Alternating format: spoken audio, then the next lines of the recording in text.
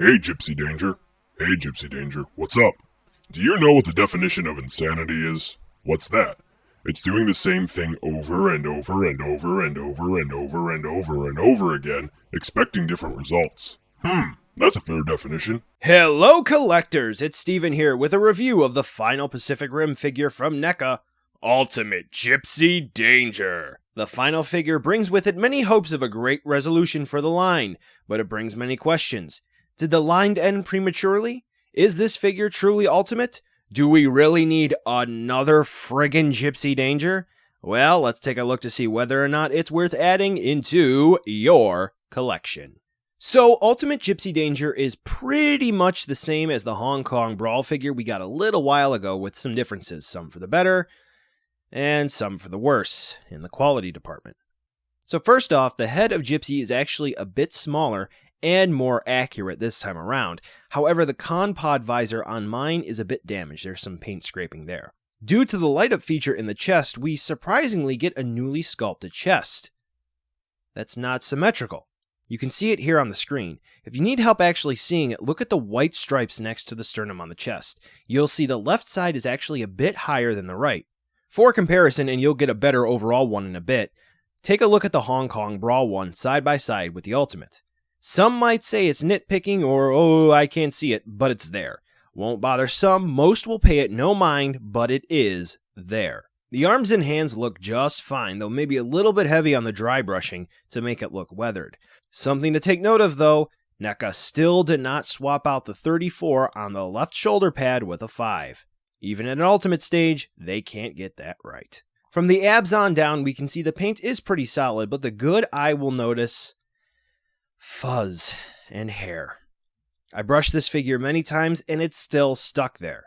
And as you'll see later, not only is the figure greasy, but in some areas the paint is thick and it likes to rub off. Now, the moment most of you have been waiting for, a side-by-side comparison with the first real Gypsy Danger figure we got, because Series 1 Gypsy Danger was a pathetic excuse for using plastic. First, you'll notice that Ultimate Gypsy Danger is smaller, even if just slightly so, and you'll also notice it has a darker blue than the Hong Kong Brawl one. As I said before, the Ultimate Gypsy Danger has a smaller head, and the panel behind the head actually looks a bit taller on the Ultimate one. Nothing at the waist aside from new hips, which I'll go over a bit later. You'll also notice that the shins have the yellow and black stripes missing from previous releases.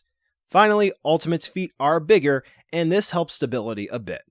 All in all, though there are small differences, they are there. Gypsy's articulation is pretty much what we've seen before, however there are some small improvements which actually amount to a notable change. So what do we have? First up we have the head, which attaches into the neck on a ball joint, but as you can see here for mine, it is rather loose. Yeah, and also it is, when you go to turn it left and right, a little difficult to move because you can get Gypsy Danger to look all the way left and right, but you really got to push, and I don't want to ham-hand that. Next up, we have the shoulders, which are on ball joints, and you may notice right away from the proportions that the ball joints for the shoulders are a bit longer, so this way you can get a little bit more range of movement, moving the arms forward and back, in and out, so on and so forth. So while it's not perfect and we still can't get the elbow rocket out of it, it's definitely an improvement. The shoulder pads are attached in on ball joints, so you can wiggle them around a little bit, and we do have bicep swivels, so this way you can spin Gypsy's arms around, like so. And on the biceps, we get this little piece of sculpt here, which actually slides up and down. So this way, when you move the forearms with the elbow articulation, which is a hinge, we get a little bit more range of movement out of them.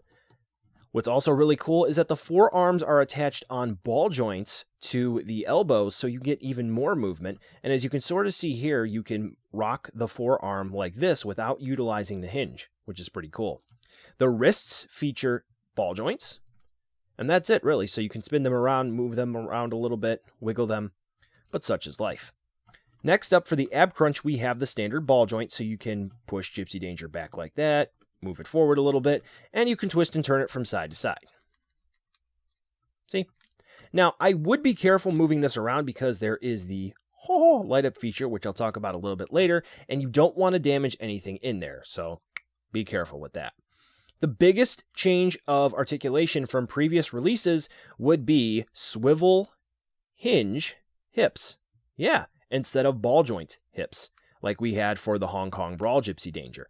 So as you can see here, you get a lot more movement out of the hips for Gypsy Danger, which is a great thing. Something I'm a little concerned about, though, is that these hips are similar to Striker Eureka's. Yeah, nice breakage history with that one. So do be careful when you're moving it around, but still, this will provide more support when standing up on the shelf. Hips plug into the thighs on swivels like we've seen before for other Gypsy Dangers, so nothing too new there. We get double hinged knees. So if you have one that's stuck, you can definitely get both of them to move. Just blast it with heat and chances are it'll loosen up for you and you can use it. The ankles, similar to the shoulder joints, feature a longer ball joint. Oh, that's the next point of articulation. So you get a little bit more movement out of them, and you get a little better use of the ankle rocker movement, and this also helps with stability. But what also helps is, as I said before, the larger feet and the toe hinge, which is a little tighter on mine, which is a great thing to have because you don't want Gypsy Danger to fall forward. But yeah, you get a little bit of movement there, which is cool. Something to take note of, which you'll see more so in the accessory section, is when you're moving Gypsy Danger around, chances are you're going to get some black stuff on your hands. Yeah, the weathering here for Gypsy. So all in all, the articulation is pretty good. I don't necessarily think it's up to NECA's standard. There are some poses that this Gypsy cannot make, like the elbow rocket pose and so forth, but still, it is pretty well articulated. For accessories, Gypsy comes with a pretty good amount of them. Not all that we saw on screen, but still a great amount. We get alternate splayed hands, plasma casters, and chainsaws for both arms, a reactor blast, and a neat feature I'll go over later. First and foremost, there are a lot of swappable parts on Gypsy Danger, so if you're having trouble, make sure you heat up the parts you're looking to swap out so this way you don't break anything if you're having a hard time. First up, swapping out the hands is a simple process. Grab the fists, pop them out, and pop the new hands in. The splayed hands tend to be a bit loose, so be careful moving them around. The plasma casters are similar, popping the forearms off at the ball joint and pop the plasma casters on. Be careful because I've read quite a few reports of the hinge at the elbow breaking when you're swapping the parts off. The chain swords are easy to use, just line up the tabs with the slots in the forearms and you are good to go. The reactor blast just pops into the reactor on the chest, keeping note that the nub on the reactor is at the bottom, not the top, like previous releases. Finally, we get the neat light up feature. On the right side of Gypsy Danger, just press the little switch, and poof, light up. Be sure to remove the tab in the back so this way it actually works. Overall, neat feature, but it isn't as bright as some pictures make it seem. What's even neater, it works with the reactor blast. It's not too well, but it is really cool to see on the shelf, and it's great to know that this light up feature combines with other accessories. What's unfortunate though, as always, I've read reports that the LED just doesn't work. Sad. And finally, here's a size comparison with some other figures you might have. Fits in pretty well, and it's roughly the same size as other Jaegers, so the shelf space you may have already cleared off should work. So, buy it now, skip it, or wait for a deal.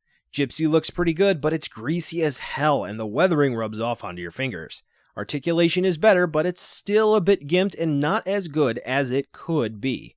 No boat sword for an accessory, but we get everything all the other 500,874 Gypsy Dangers came with. And the LED? A neat addition.